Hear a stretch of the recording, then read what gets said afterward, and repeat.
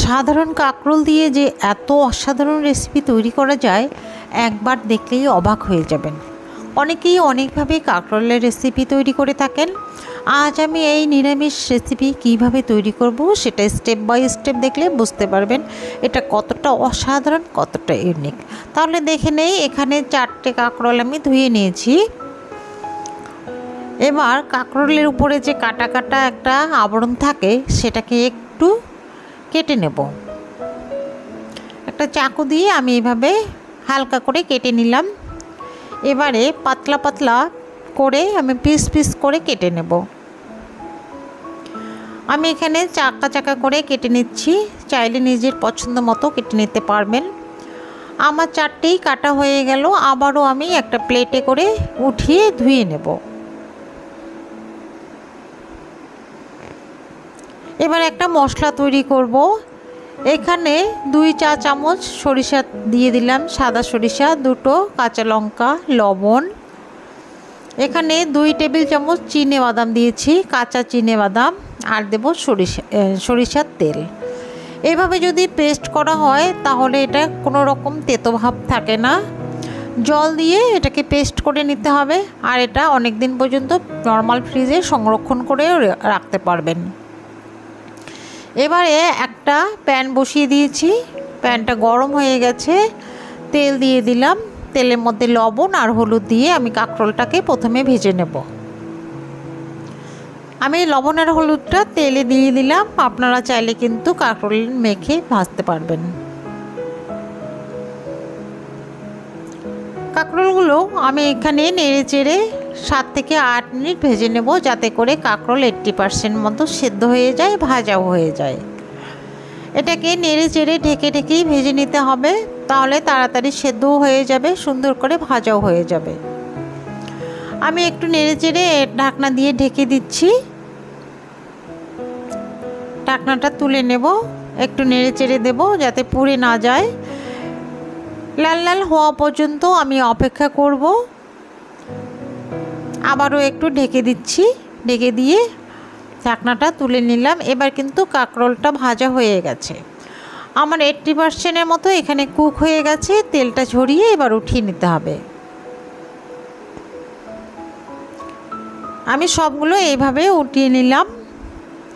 এবার ওই তেলেই রান্না করব। এটা কিন্তু আমি নিরামিষ রান্না করছি। এখানে দিয়ে দিলাম কালো জিরে ফোড়ন আর 3টে ছোটো এলাচ, 3 থেকে 4টে, একটা শুকনো লঙ্কা দিয়ে ফোড়নটাকে 30 সেকেন্ডের মতো ভেজে নিতে হবে, তাহলে সুন্দর একটা কিন্তু স্মেল আসবে। এটা ভাজা হয়ে গেছে। এখানে 1 চা চামচ আদা বাটা দিলাম।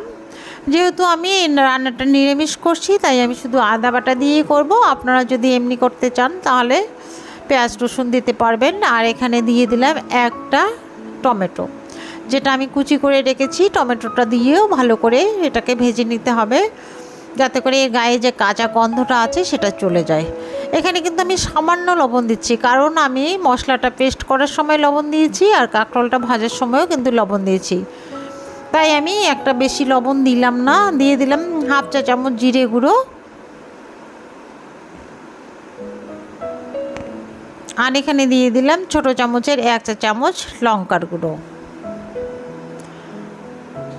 আর দিয়ে দেবো এখানে হলুদ গুঁড়ো, 1/2 চা চামচের মতো দিয়ে দিলাম হলুদ গুঁড়ো। এবার মশলাটাকে ভালো করে কষিয়ে নিতে হবে, মশলা যাতে পুড়ে না যায়। এর জন্য একটু জল দিয়ে দিলাম। জল দিয়ে যদি মশলা কষানো হয় তাহলে মশলাটা পুড়ে যাওয়ার সম্ভাবনা থাকে না। এভাবে অল্প অল্প করে জল দিয়ে মশলা কষিয়ে নিলে মশলাটা সুন্দরভাবে কষানো হয়ে যায়, আর মশলাও কিন্তু কোনো সময় পুড়ে যায় না। মশলাটা কিন্তু আমার মোটামুটি কষানো হয়ে গেছে। এবারে যে আমি বাদাম পেস্ট করে রেখেছি সরিষার সঙ্গে, সেটা এখানে 4 টেবিল চামচ মতো দিয়ে দেব। আমি মেপেই 4 টেবিল চামচ দিয়ে দিলাম।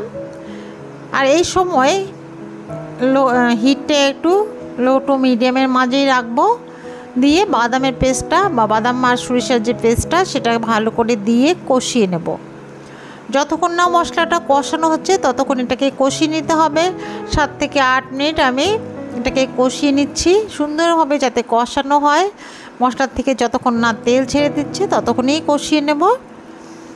আবারও একটু জল দিয়ে দিলাম, জল দিয়ে এটাকে আরও ভালো করে কষিয়ে নিতে হবে। আর বাদামটা আমি যেহেতু কাঁচা বাদাম দিয়েছি, তাই এটা ভালো করে কষিয়ে নিলে এর কোনো গন্ধ থাকবে না। একটু ঢেকেই মশলাটা কষিয়ে নেব, একটু ঢেকে দিলে রান্নাটা সুন্দর হবে মশলার, তাতে করে মশলাটা সুন্দরভাবে কষানো হয়ে যাবে। ঢাকনাটা খুলে আবারও একটু নেড়েচেড়ে কষিয়ে নিতে হবে। দেখবেন একটা সময় মশলা থেকে তেল ছেড়ে দিচ্ছে, উপরে কিন্তু তেলটা ভেসে আসছে, দেখেই বুঝতে পারছেন মশলা থেকে কিন্তু তেল ছেড়ে দিচ্ছে। এই সময় আমি কাঁকরোলটা ঢেলে দেব। কাঁকরোল দিয়ে আরও নাড়াচাড়া করে নেব, একটু মশলার সঙ্গে কষিয়ে নিতে হবে, তাহলে কাঁকরোলটা কিন্তু সুন্দর টেস্টি হবে। মশলার সঙ্গে যেহেতু কষানো হচ্ছে, এভাবে 2-3 মিনিট একটু কষিয়ে নিয়ে জল দিয়ে দেব। যে আমি 20% মতো সেদ্ধ করে নিয়ে এটাতেই হয়ে যাবে। একটু বেশি করে জল দিলাম, তাতে পারফেক্টভাবে সেদ্ধ হয়ে যাবে, একদম সফট হয়ে যাবে। আশা করছি আপনাদের এই রেসিপি খুব ভালো লাগবে। ভালো লাগলে অবশ্যই একটা লাইক করে দেবেন। আর এখানে 2টো কাঁচা লঙ্কা আর 1/2 চা চামচ চিনি দিলাম। যেহেতু নিরামিষ রান্না, একটু মিষ্টি মিষ্টি হলে ভালো লাগে, আর বাদাম দিলে এমনিতেই মিষ্টি হয়, আমি চিনিটা পরিমাণে কম দিলাম। এটাকে আবারও ঢেকে দেব। ঢেকে 5 থেকে 7 মিনিট স্লো ফ্লেমে রান্না করতে হবে, তাতে করে সুন্দরভাবে রান্নাটাও হয়ে যাবে, একদম কাঁকরোলটাও সফট হবে। এবারে আমি উপর থেকে ঘি দিয়ে দিলাম। ঘি দিয়ে একটু নেড়ে চেড়ে কিন্তু এটাকে নামিয়ে নেব। আর চ্যানেলে নতুন হলে একটা সাবস্ক্রাইব করার অনুরোধ থাকলো, সাবস্ক্রাইব করে পাশে থাকা বেল নোটিফিকেশনটি অল করে রাখবেন। এটা সুন্দরভাবে সেদ্ধ হয়ে গেছে, দেখিয়ে দিলাম। এবার গ্যাসের ফ্লেমটা অফ করে একটু ঢেকে রেখে দিয়েছি, তারপরে আমি এটাকে সার্ভ করে নিচ্ছি। দেখে বুঝতে পারছেন এটা দেখতে কতটা ইয়াম্মি, কতটা টেস্টি। একবার হলেও বাড়িতে ট্রাই করে দেখবেন, যে কোনো নিরামিষ দিনে খুব ভালো লাগবে। রুটি, পরোটা, ভাত যার সঙ্গেই খান না কেন, খুবই টেস্টি। ভালো লাগলে বন্ধু আত্মীয়ের মধ্যে শেয়ার করে দেবেন। দেখা হবে পরে আরেকটি নতুন রেসিপিতে। ভালো থাকবেন, সুস্থ থাকবেন। ধন্যবাদ।